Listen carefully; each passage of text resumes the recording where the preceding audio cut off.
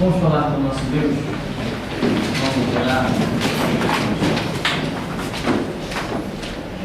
Deus vivo e poderoso, nós te glorificamos nesta manhã, pois acreditamos que o Senhor nos tem guiado até aqui, o Senhor nos tem dirigido, o Senhor nos tem orientado. Por isso, Senhor, nós te glorificamos, acreditando que nesta manhã colheremos frutos, ó Deus, frutos que glorifiquem o teu nome, frutos, ó Deus, que nos edifiquem, frutos que façam cumprir os teus planos e propósitos nas nossas vidas. Assim nós queremos te glorificar nesta manhã, porque em paz estamos, ó Deus, como prova de que até aqui nos tem ajudado o Senhor, e não estamos, ó Deus, buscando uma paz de autossugestão, mas verdadeiramente acreditamos que esta paz que invade a nossa vida é como o Senhor nos tem declarado: deixo-vos a paz, a minha paz vos dou, não vou lá dou como o mundo a dá. Por isso, Senhor, nós te glorificamos, pois em paz podemos orar, em paz podemos estudar, em paz podemos tomar as decisões, em paz podemos buscar a tua face e ver o que o Senhor preparou para nós a cada instante. Por isso, agracia-nos, capacita-nos, pois nós confessamos que sem Ti nada podemos fazer, mas também confessamos que em Ti somos mais que vencedores por aquele que nos amou e a si mesmo se entregou por nós. Abençoa-nos nesta manhã e glorifica o Teu santo nome. Em o nome santo e soberano do Senhor Jesus. Amém. Amém. E nós queremos ver nesta manhã uma pergunta que ficou esquecida lá na aula passada. Nós tivemos uma pergunta, eu não me recordo exatamente, mas que falava sobre masturbação, de ser pecado ou não ser pecado. Era mais ou menos isso? Né? Então, existem várias declarações científicas, mas uma declaração científica nunca nos preenche por completo, não é verdade? Porque a nossa regra de fé e prática é Bíblia, e nós sabemos muito bem que a ciência do nosso Deus está acima de qualquer conceito científico. Porém, eu não estou aqui dizendo que o que a ciência declara está errado. Porque quem deu inteligência ao homem foi Deus. E que inteligência! A ponto de enviar uma sonda para Marte, uma sonda para a Lua, a ponto de fazer cálculos de daqui a quantas dezenas de anos um satélite, um cometa vai passar exatamente, de onde vai ser visto. Isso é cálculo que requer, sei lá, conhecimento e inteligência que a gente faz é quase que sobrenatural. Então, a ciência verdadeira, a ciência que pesquisa e estuda, ela traz revelações, sim, poderosas, né? Mas somente são poderosas quando se colocam debaixo da Bíblia. Quando a ciência traz revelações que se colocam extra-bíblica, é loucura, né? Hoje, a origem do universo, cientificamente falando sobre a origem do universo, nós temos aí uma piada para rirmos o resto dos nossos dias. O mundo foi era um caos, explodiu, virou um caos, depois as coisas foram se organizando. Isso é uma piada, né? Como é que chama? A teoria do Big Bang? Big Bang, um negócio desse aí. Eu não gosto muito de ler essas coisas não, senão vai que eu fico influenciado, né? Então, teoria de que alguma coisa explodiu, mas o nada explodiu. Ora, todo mundo sabe que alguma coisa explodir é necessário matéria.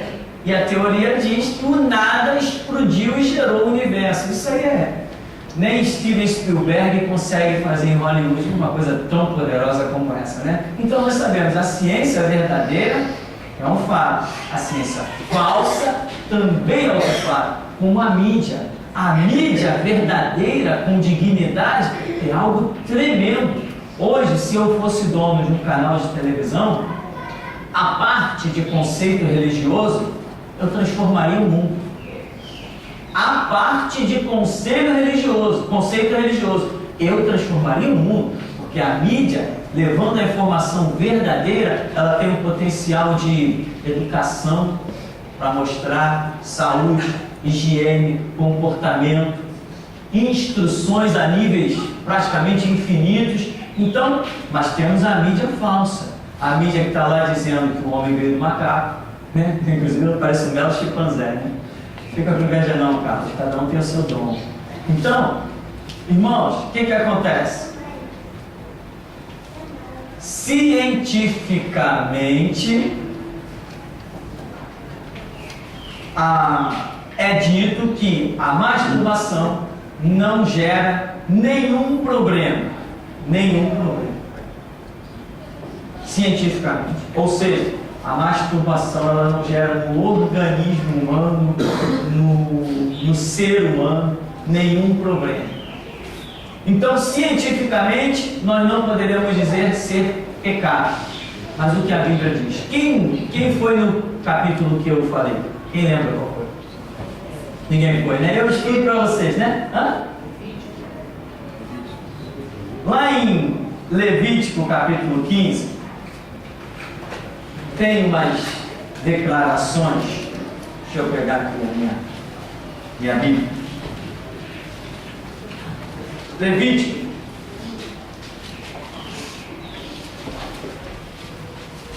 É um assunto que vem sendo ali tão especificamente tratado.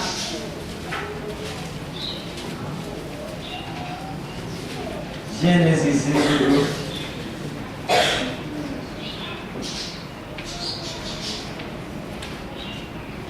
Levítico capítulo 15. Em tudo, vem falando assim, imundícias do homem e da mulher. Por exemplo, nós não vamos ler tudo, mas por exemplo, falou mais o Senhor a Moisés e a Arão, dizendo: falai aos filhos de Israel, dizeis: qualquer homem que tiver fluxo da sua carne será imundo por causa do seu fluxo. Esta, pois, será a sua imundícia por causa do seu fluxo. Se a sua carne vaza o seu fluxo, ou se sua carne estanca o seu fluxo. Esta é a sua imundícia. Toda cama em que se deitar ou tiver fluxo será imunda. Toda coisa sobre o qual se assentar será imunda. Verso 5. Qualquer que tocar a sua cama lavará as suas vestes e se banhará em água, e será imundo até a tarde. Então, esse capítulo 15 de Levítico vai tratando exatamente do que em outro episódio vai ser chamado de semente de cópula. Ou algumas versões mais bem atualizadas já usam logo a expressão sêmen, que dá no mesmo, né? Ou, mais comumente falado, as pessoas chamam espermatozoide, embora sabe-se que o espermatozoide é uma substância. Na verdade, existe uma substância, os espermatozoides são as chamados gametas, que geram o caractere masculino, feminino, que unido com o espermatozoide com o óvulo é que geraria a fecundação, a vida. E o esperma seria a substância aonde o espermatozoide vem envolvido.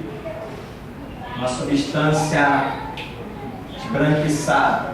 Então, quando a Bíblia, dependendo da versão, ela usa vários nomes, que são nomes conhecidos aí, quando você abre qualquer livro de ciência, semente de cópula, sêmen, espermatozoide, alguns vão especificar. Então, várias versões bíblicas já trazem isso. Aqui, esse Levítico capítulo 15 está tratando muito especificamente sobre isso. Aí a pergunta-chave: a masturbação é pecado?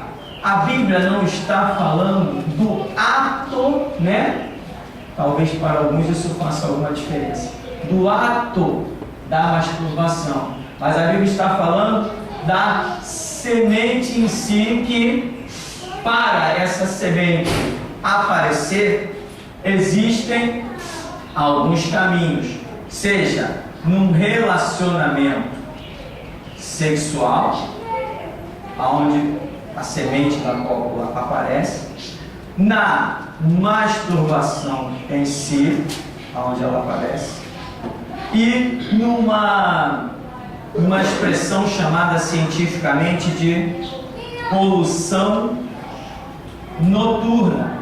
É quando essa semente aparece, ela é expelida involuntariamente, porque diz a ciência, né, que a produção de espermatozoides, ela é contínua, ela não para nunca. Então, se o indivíduo não praticou a masturbação ou não teve um relacionamento sexual, essa produção ela vai chegando a tal ponto que chega numa hora em que ocorre a poluição noturna. Chama de poluição noturna porque detectou-se cientificamente que acontece normalmente à noite, quando o organismo está relaxado, propiciando o expelir da tal semente de cópula, sêmen ou espermatozoide. Sabemos os detalhes, é diferente. Então, essas situações são que hoje é detectado aonde se aparece a tal semente de cópula. Tá, o pecado. Eu não gostaria de dizer, aliás, eu só gosto de dizer alguma coisa quando eu entendo na Bíblia. É ou não é? O que diz a Bíblia? Ah, não sei, então eu também não sei. Mas o que diz a Bíblia sobre essa situação aqui? Nós vemos aqui, eu separei aqui, o versículo 16 e 17, por exemplo, que diz assim: também o homem, quando sair dele a semente da cópula, toda a sua carne banhará com água e será imundo até a tarde. Verso 17: também toda a veste, toda a pele em que houver semente da cópula se lavarão com água e serão imundas até a tarde. Aí depois vai falar também detalhes da mulher, vai entrar em detalhes de menstruação e uma série de coisas. Então eu quero que você entenda, como tem mais um verso que eu até separei, parece que é o 5º verso, que vai falar de que o homem se lavará com água. Então, a água vai purificá-lo. Ora, nós não somos bobos. Nós sabemos que a Bíblia diz que sem derramamento de sangue não há perdão de pecado, ou seja, não há remissão de pecado. Ora, então veja bem, a Bíblia diz que sem derramamento de sangue, por isso tinha aquele detalhe dos rituais, dos animais. E quando a Bíblia fala de derramamento de sangue, a Bíblia está falando de sacrifício de vidas. Por isso Jesus Cristo é chamado de Cordeiro de Deus que tira o pecado do mundo, ou seja, para que o meu pecado fosse perdoado, Jesus Cristo, um justo, sem pecado, teve que morrer na cruz.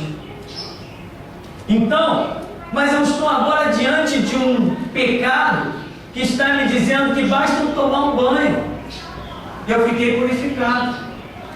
Dá para comparar um pecado que eu me recupero dele tomando um banho com um pecado que exige o sacrifício de uma vida? Não é? É bem complicado. Aqui, no máximo, entraria lá para se purificar, participar dos rituais religiosos, entraria assim um pombinho, uma oferta bem de leve, forma e que não era sempre.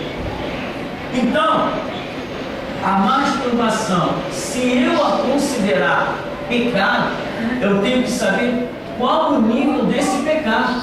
Porque a Bíblia diz que se eu sou um mentiroso, eu estou fazendo o papel do filho do diabo, porque o diabo é pai da mentira. E diz que para o meu pecado de mentira, eu tenho que apelar para o sangue de Jesus Cristo.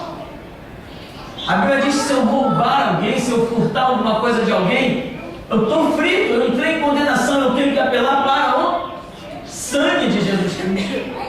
A Bíblia diz que se eu trair, adulterar e coisas por aí dessa natureza, tantos delitos que as pessoas falam, matar, mandar matar, até desejar a morte de alguém, isso aí é coisa que vai exigir o derramamento do sangue. Eu vou ter que invocar o sangue de Cristo derramado, me arrepender no pó e na cinza para alcançar a misericórdia de Deus e receber o perdão. Mas aqui não está sendo nada disso. Não é essa a ideologia dos estudos bíblicos apontando para essa situação.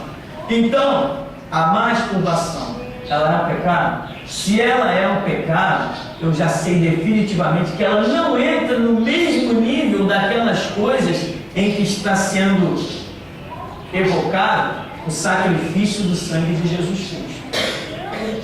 Então, existem por aí 1000 opiniões dentro de igrejas, 1000 conceitos oprimidos de opressão, dentro de famílias, uma baita de uma gama de conceitos que eu particularmente não concordo com eles, porque biblicamente eu não vejo a masturbação como algo terrível. Uma vez um rapaz do seminário, que fazia seminário comigo, ele chegou ao ponto de dizer assim: as crianças nas igrejas têm que ser orientadas a esse erro, aí tem que tomar cuidado, senão elas trazem maldição sobre as suas vidas. Aí ele começou com uma lista de maldição e de desgraça, aonde eu não via absolutamente nada do que ele estava dizendo, porque a minha pesquisa bíblica não apontava para aqueles horrores todos que ele estava dizendo. Existem aí várias perguntas. Eu estava até lendo um livro ontem, as espinhas que saem do rosto. Cientificamente, por exemplo, não se acredita que a masturbação gere problemas na pele, mas uma prática acaba apontando para isso, que a prática da masturbação gera espinhas no rosto. Claro que chocolate também gera espinha no rosto. Claro que comidas calóricas também geram espinha no rosto. Mas existe um lado que aponta para isso. Então, qual o problema, dizem os cientistas, desta prática de masturbação? No momento em que a pessoa está se tocando, isso também é chamado autoerotismo, né? Autoerotismo. Quando a pessoa está no seu ato pessoal, na prática da masturbação, os médicos, os cientistas alertam para um perigo de que isso pode gerar uma espécie de vício. Que espécie de vício é essa? Quando a pessoa se auto-toca, ela consegue ter um contato em que, em um relacionamento sexual normal, ela não conseguiria. Então ela acaba encontrando muito mais prazer no autoerotismo do que num próprio relacionamento sexual. As mulheres chamadas orientais são criadas desde pequeno com ginásticas, onde passa a vida fazendo ginástica para terem como satisfazer o seu marido. São criadas para o casamento. As mulheres orientais não fazem praticamente nada. Aquele lá, numa parte ali da Índia, uma parte da China, a Ásia de um modo geral, né? Então, elas acabam desenvolvendo exercícios, chamados exercícios vaginais, cujo objetivo é levar o seu marido a uma satisfação plena. Por que Porque já se detectou que no relacionamento sexual esse contato não consegue nunca ser pleno. No autoerotismo ele acaba sendo mais pleno.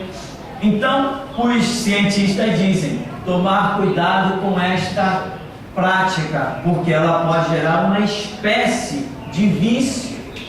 E o que acontece? Um ser humano ele tem uma capacidade de manter determinado número de relação sexual conforme a idade.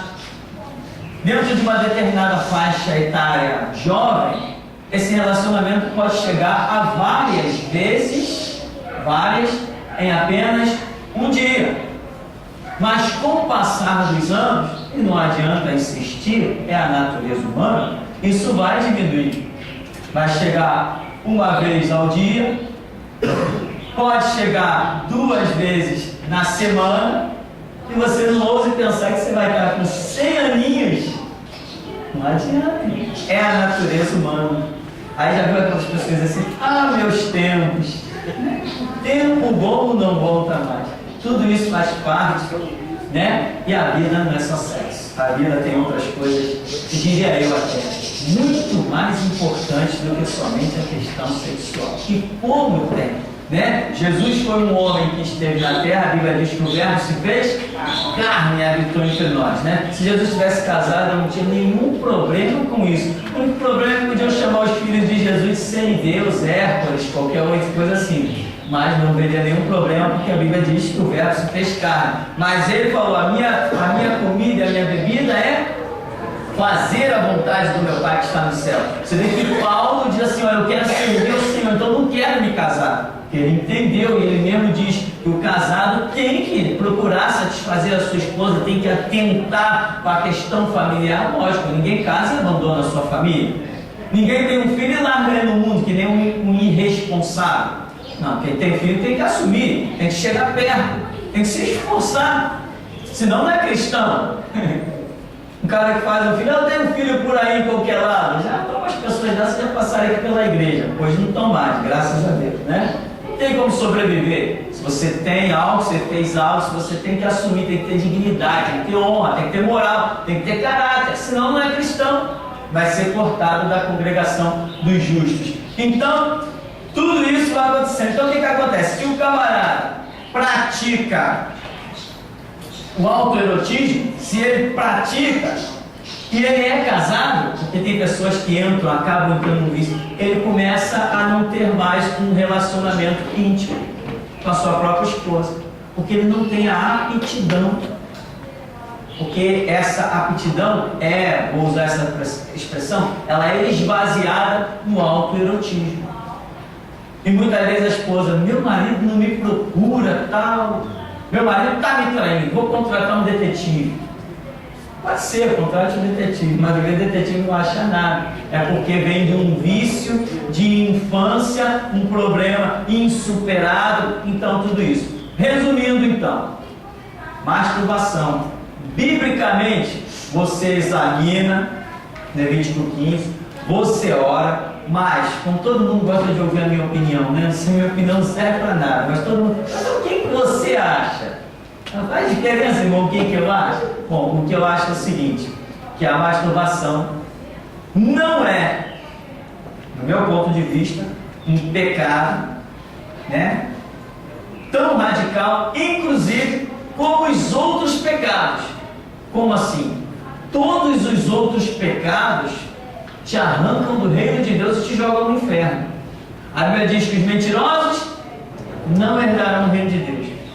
A Bíblia diz que os idólatras não herdarão o reino de Deus. A Bíblia diz que os que invocam os mortos não herdarão o reino de Deus. Vários conceitos, a Bíblia diz que você não vai herdar o reino de Deus. Descrito pelos apóstolos e descrito pela própria revelação de Apocalipse e descrito pelo próprio Evangelho de Jesus. Não herdarão o reino de Deus. Mas quanto à masturbação, nunca houve uma expressão bíblica de que alguém que tivesse esse ato não herdaria o reino de Deus. Então, Se vamos considerar pecado, não podemos, porque não está incluído lá. Né? É que nem um sistema, vou usar essa expressão correndo aqui, que nem um sistema jurídico. Tem a parte civil, criminal, né? Já viu que eu não entendo nada disso, né? Tem a parte da família, não tem, cada lugar não trata de um assunto. Ah, qual é o seu caso? O seu caso então é na vara tal, porque a vara tal é que cuida disso. Qual é o seu caso? Ah, é não sei o que, roubo, não sei o que lá. Então é a vara tal. Ah, é assassinato, é a vara tal. Não tem essa subdivisão do sistema jurídico? Quando eu olho para esse caso da masturbação dentro da Escritura, ainda que fosse classificado como pecado, ele está na vara que não condena ao inferno. Tá? Então essa é a minha opinião, mas é uma opinião bem superficial, porque cada um de nós tem que ter a nossa própria convicção. Não existe nada que supere isso. Se você quer ser um cristão, você tem que aprender a dobrar os teus joelhos e receber a sua própria convicção. Eu sempre uso aquela expressão para dizer, né? Quando começou-se aí, desde 1975 para cá, começou a falar muito de OVNI, objetos voadores não identificados, fotografia para cá, fotografia para lá. Eu mesmo vi uma nave espacial, enorme. Falei, meu Deus, existe vida em outro planeta? Se existe vida em outro planeta, o Evangelho está comprometido. E eu fui para a oração, eu fui para a Escritura, quando eu abri um texto que eu nunca tinha visto, o Espírito Santo mostrou lá, e quando eu lia, os céus são os céus do Senhor, e a terra deu ele aos filhos dos homens. E o Espírito Santo falou, não há vida em outro planeta. E aí eu fui analisar e pesquisar e procurar descobrir. Eu encontrei um livro escrito por um engenheiro cristão da NASA, que detectava esses objetos voadores não identificados. E lendo aquele livro, e o próprio homem declarava, não são corpos físicos essas naves que se veem, são corpos espirituais, não são detectadas por radar. Se enviar qualquer coisa, atravessa elas não batem em nada. Eu falei, opa, e continuamos a pesquisar e vimos que aquilo ali é uma ação demoníaca. Hoje, nem que pouse um disco voador ali na Praça 11, não vai me convencer de que existe vida em outro planeta. Por quê? Porque eu tenho a minha experiência com Deus. Nada supera a experiência de alguém com Deus. Nós não podemos ser pessoas guiadas ao pastor falou, está falado. Já vi muita gente dizer isso. Está errado. É Jesus falou, está falado. Amém?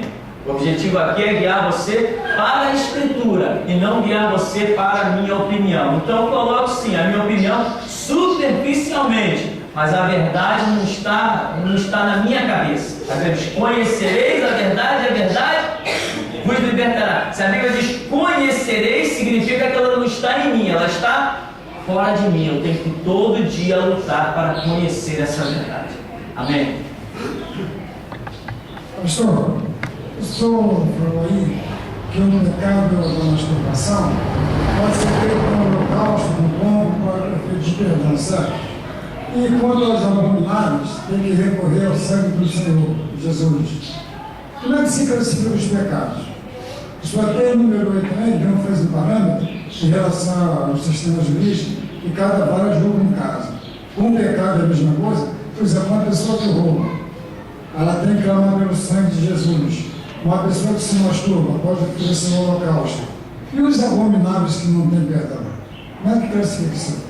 O que eu estou querendo colocar é justamente a classificação que a própria Bíblia está colocando. A Bíblia tem uma lista de pecados que de Gênesis a Apocalipse vem dizendo, os que praticam tais coisas não herdarão o reino de Deus. Os que praticam tais coisas não herdarão o reino de Deus. Se praticar isso aqui, tem uma outra lista que diz assim, se você praticar esse aqui, a doença vai te alcançar.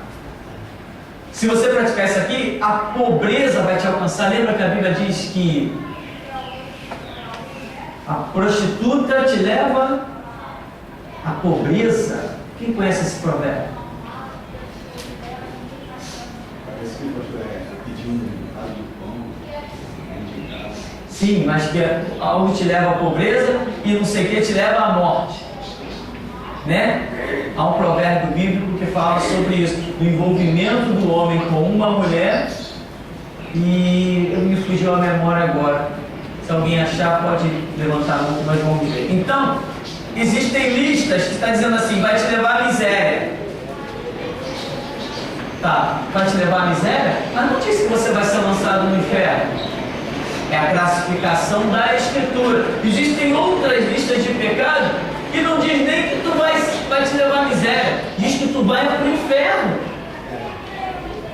Então é a classificação da Escritura. Por exemplo, nós sabemos que o Roberto Marinho, que hoje está no inferno, e como está no inferno?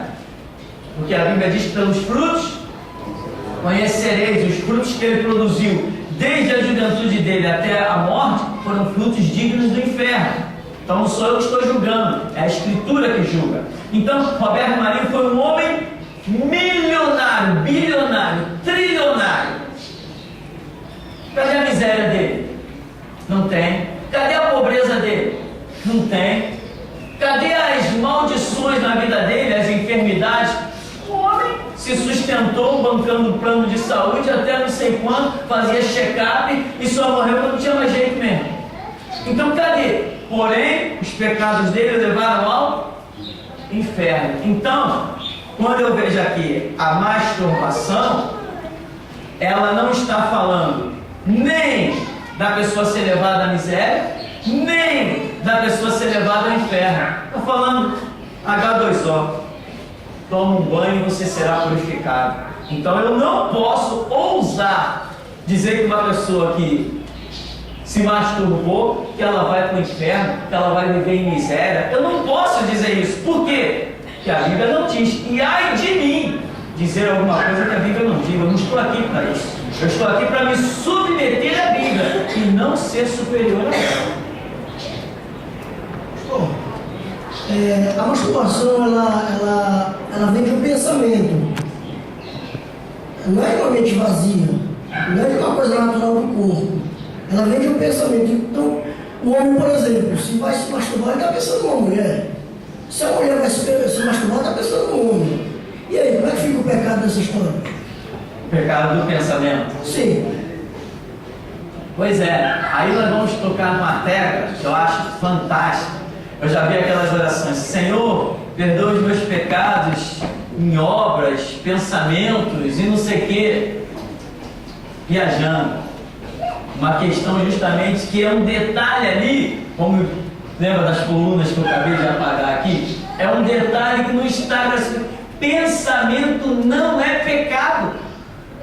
Porque a Bíblia diz que o pecado, uma vez consumado, gera o quê?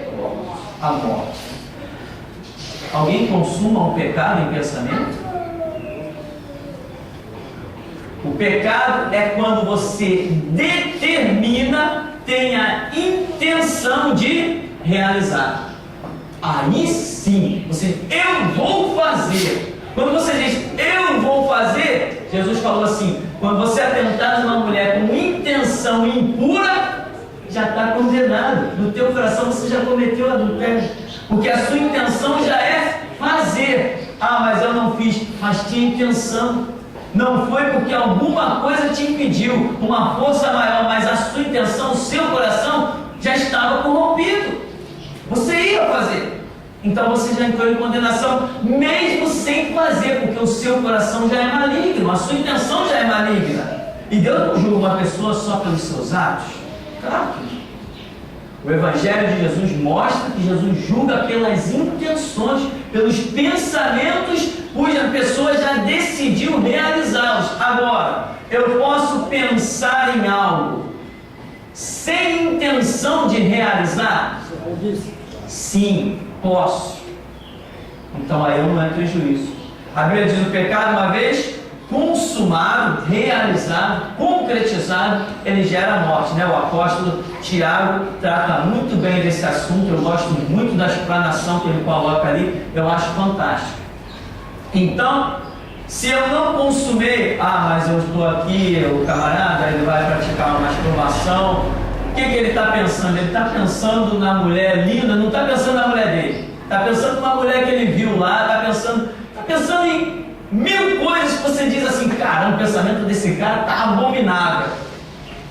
E se ele tiver a oportunidade de botar aquele pensamento em prática, ele diz assim, não.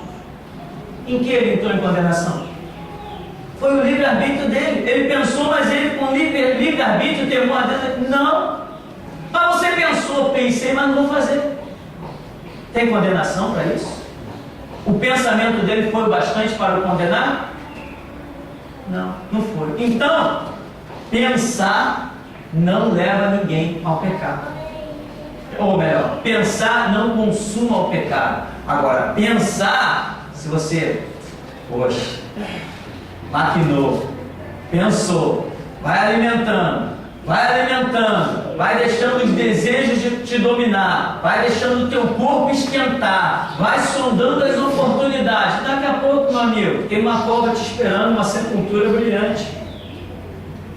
Então não é pelo simples fato de pensar que alguém entra em condenação, mas sim pelo fato de determinar, ter uma intenção de realizar. Aí é o que Jesus disse: se você atentou já com desejo impuro, você já cometeu adultério. Então, esse é um detalhe que eu considero em toda essa questão aí. Agora eu queria frisar: pensar em alguma coisa errada não significa fazer esta coisa errada. Nós vivemos dizendo que nós temos um negócio chamado livre-arbítrio. Você tem livre-arbítrio? O que caracteriza o livre-arbítrio? É quando você tem duas opções e pode escolher ou uma ou outra. Se você não tiver duas opções, você não tem livre-arbítrio. Adão, te coloquei no meio do paraíso, tá aí, ó, tudo é teu, faz o que você quiser, todas as árvores, pode tocar em tudo, pode comer de tudo. Adão tem livre-arbítrio? Me prova que ele tem livre-arbítrio. Não tem nada para ele errar. Mas, Adão, essa daqui você não pode tocar. Tudo tu toca, menos nessa daqui. Aí sim, Adão tem livre-arbítrio. Porque ele tem a oportunidade de olhar e pensar em um caminho de rebeldia, em um caminho de obediência. Isso prova que ele tem livre-arbítrio. Como disse o grande poeta, profeta Aristóteles, que nada caracteriza o homem melhor do que o fato de pensar. Então, pensar não é pecado. Pensar é prova de livre-arbítrio. Você para, pensa no erro, no pecado e sei lá e mais o que você pensa, mas você tem a liberdade de tomar uma decisão boa, consciente. Como dizem os pregadores o tempo todo, né? Você não pode impedir que uma ave sobrevoe a sua cabeça. São os seus pensamentos. Você não pode impedir. Você pode se impedir de pensar? Duvido, meu. Você não pode, você não tem como impedir de você pensar. Você olha as coisas e as coisas que você olha pela sua experiência de vida, pelo dia a dia, pelo que você já leu, pelo que você ouviu, pelo que você já viu. O que você olha te gera pensamentos.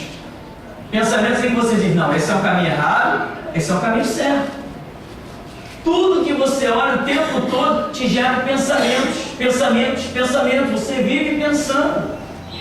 Então, o fato de pensar caracteriza a sua liberdade de ação e decisão, caracteriza o seu livre-arbítrio. Você pode tomar decisões, mas só depois de pensar nelas e pensar na consequência delas. Isso é uma semelhança à onisciência de Deus que Ele colocou em nós. Nós temos muitas vezes como pensar no que vamos fazer e imaginar o que vai acontecer depois daquela nossa ação. Como esse pensamento não é 100% acertado, nós temos aí uma chance de pedir perdão e nos retratar. É o que nós chamamos de remorso.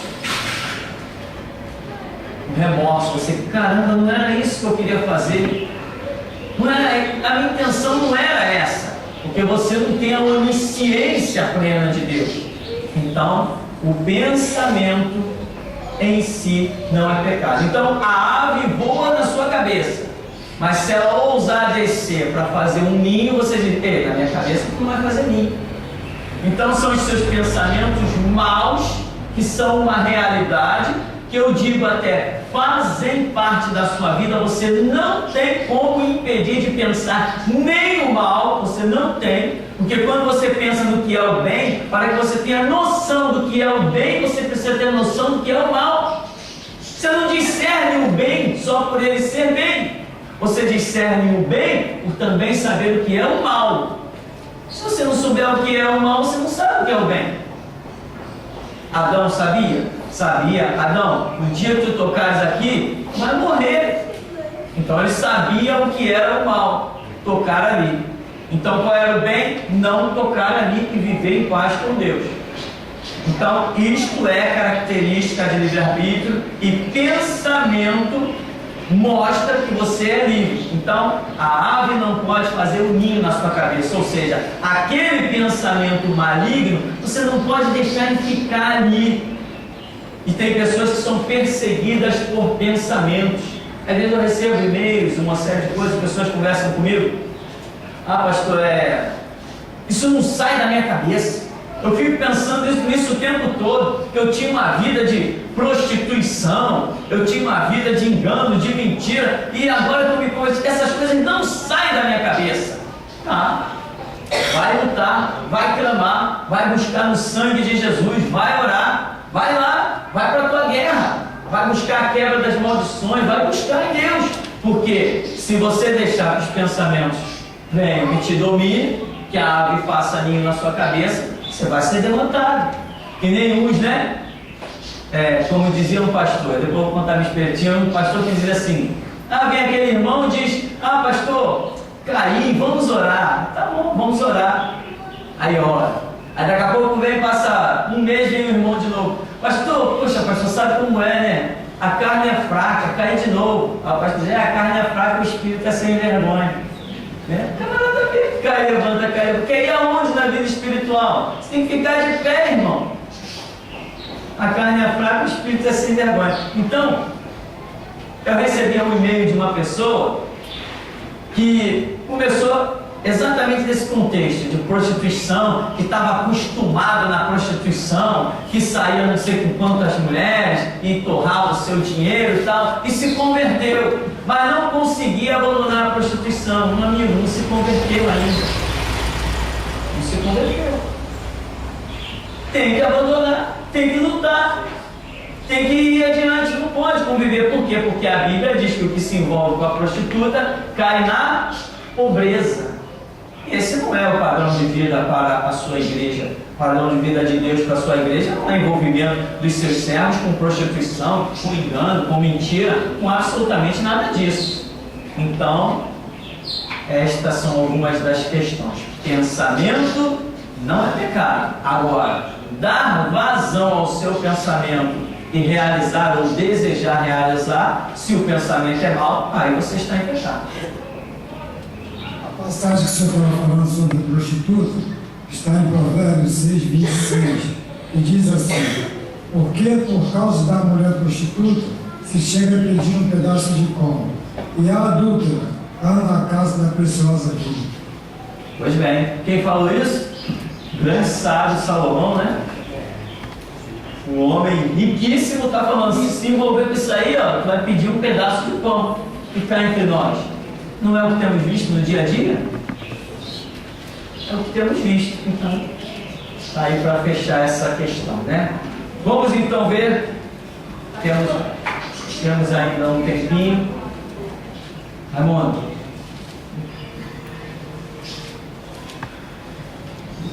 Com relação ao remorso, uma vez eu ouvi um pastor falando que, no caso de Judas, quando ele resolveu se enforcar, ele se enforcou porque ele sentiu que o remorso é o contrário do arrependimento. Por exemplo, ele resolveu se enforcar, ele sentiu remorso. mas ele não se arrependeu, por isso levou ele a se enforcar. São o que as pessoas costumam classificar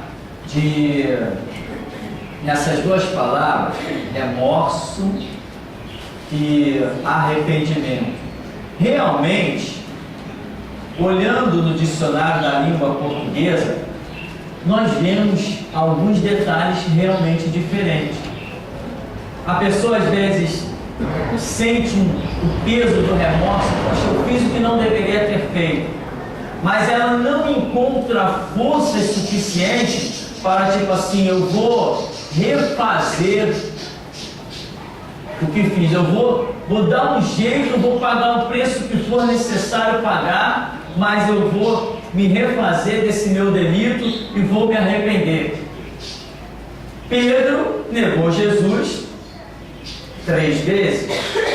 A Bíblia diz que ele chorou amargamente, mas ele, apesar de ter negado Jesus 3 vezes, ter chorado amargamente, ter sido criticado, como alguns historiadores colocam, por vários irmãos, até apóstolos, né? Se bem que todos o abandonaram, ninguém tinha direito de falar nada. Jesus já tinha dito, essa noite todos vós me abandonareis, mas eu não estarei só porque o Pai está comigo. Quer dizer, Jesus investiu na vida daqueles homens e já está dizendo, vocês vão me abandonar. Imagina a guerra de Jesus, né? Só mesmo a força do Pai que ele dizia ter. Então, Pedro demonstra um retorno. Pedro consegue voltar, mas Judas não consegue voltar. Existe realmente, né? Agora, nós poderíamos cancelar essa palavra remorso e dizer, pelas declarações de Judas, que ele se arrependeu. Judas também se arrependeu, igual Pedro. Ambos se arrependeram de uma determinada atitude que tiveram. Eles reprovaram a sua atitude. Pedro reprovou a sua atitude de negar Jesus 3 vezes e Judas reprovou a sua atitude de trair Jesus e foi lá, pegou as 30 moedas de prata e jogou para cima da mesa dos homens lá, dos escribas, dos sacerdotes, e disse, pequei traindo um sangue inocente. Aí os sacerdotes dizem o quê?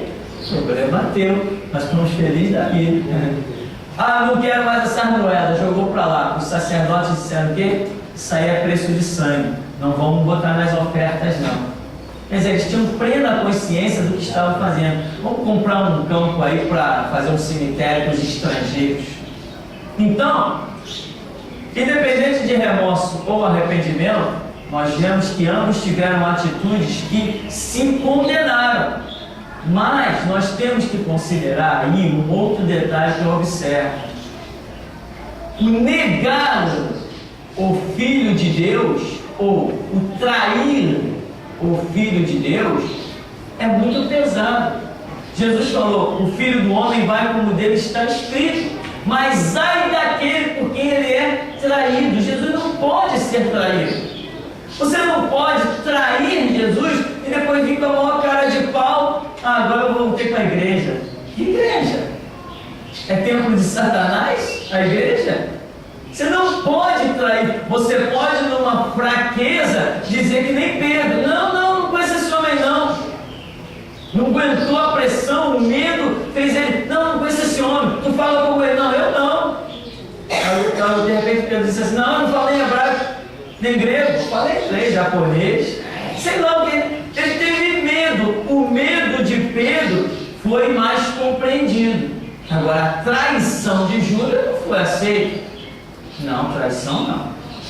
Traição, biblicamente, desde os tempos de Moisés, vai passando, Gênesis, Êxodo, Levítico, Número, Deuteronômio, vai embora, desde os tempos totais da Bíblia, traição nunca recebeu perdão. Quem foi o primeiro a trair? Lúcifer. Não foi? A rebelião de Lúcifer não foi uma traição? Foi uma traição aos projetos de Deus, sim. A rebelião de Lúcifer foi uma traição. O que a Escritura diz? O príncipe deste mundo já está julgado. Não tem chance de voltar, de arrependimento, nada disso. Embora você vai encontrar os testemunhos de Jeová pelo caminho dizendo, tem que orar pelo diabo para ele se arrepender. Tinha que ser testemunho de Jeová. A Escritura já está dizendo que o príncipe deste mundo já está julgado, já está condenado. Quem disse isso foi Jesus. Ele não tem chance de retorno desde que ele cometeu o seu delito de traição. Então, isto tem que ser compreendido. Tem situações em que Jesus te coloca, em que Ele está contando contigo, e ali é um dos pontos altos da sua vida. Ali você não pode traí-lo. Ali você não pode negá-lo, senão você vai ser abandonado. A graça vai se ausentar de você, como se ausentou de Judas. E uma vez que essa graça se ausenta, a pessoa entra em parafuso e acaba indo à morte.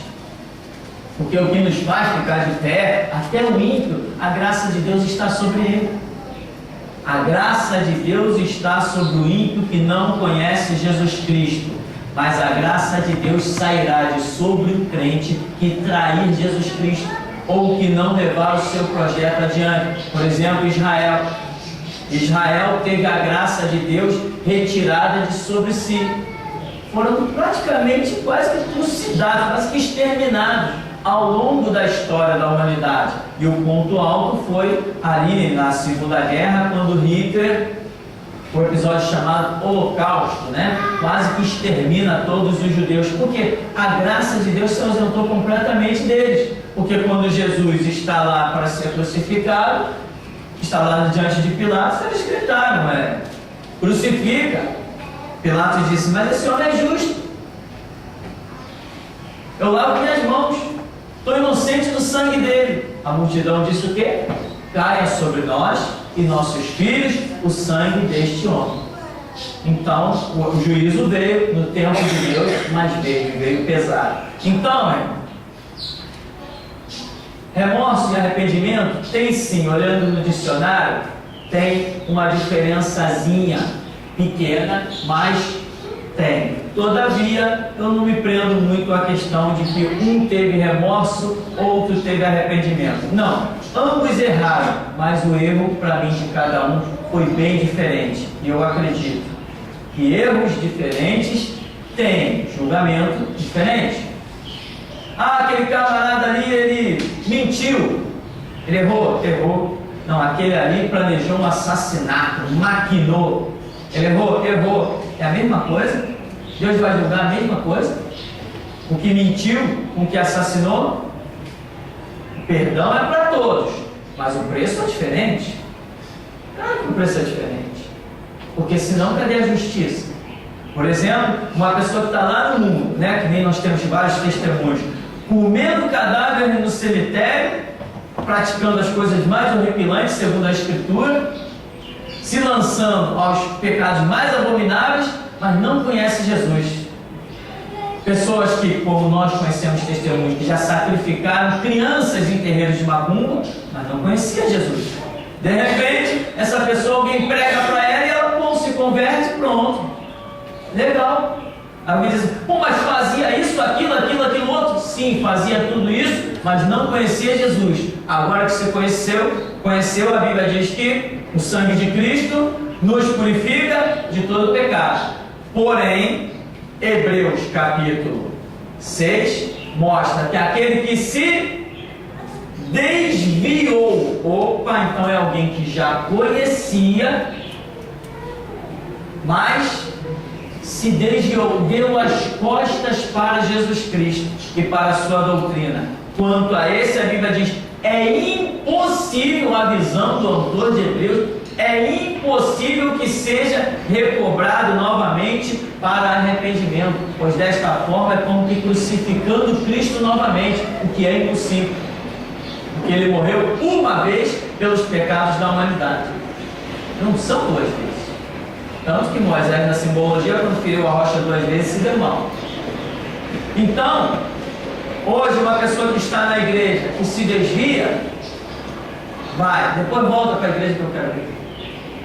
Pensa que vai ser fácil. Não, a primeira vez eu me converti numa boa, agora eu estou afastado. Qualquer hora eu estou voltando para a igreja. Tá, eu quero ver qualquer hora. Eu quero ver. Não é a mesma coisa. Porque Deus está julgando alguém que está nas trevas está doido para que esse alguém conheça a luz.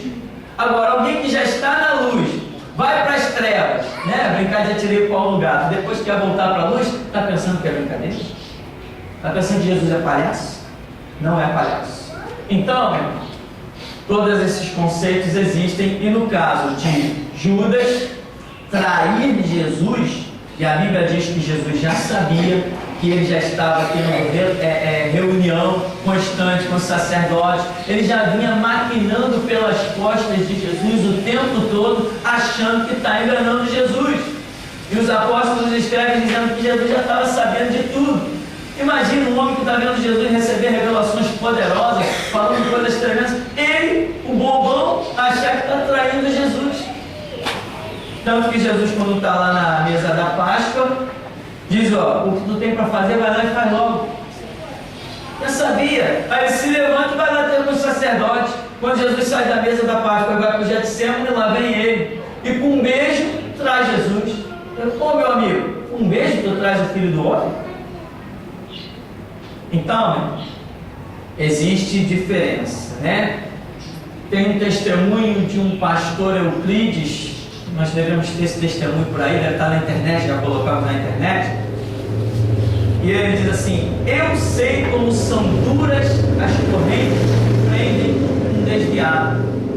Ele diz isso: eu sei como são duras as correntes que prendem um desviado. Porque uma vez ele se converteu, foi moleza.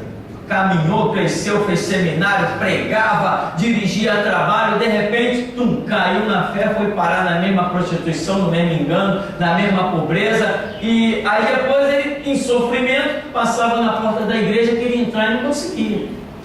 E ele clamava: Jesus, me joga lá dentro, que nem tu fez da primeira vez. Cadê? Teve que pagar um preço muito alto, padeceu muito na vida, porque se converter é muito fácil, mas voltar para Jesus não é tão fácil. Tá bom?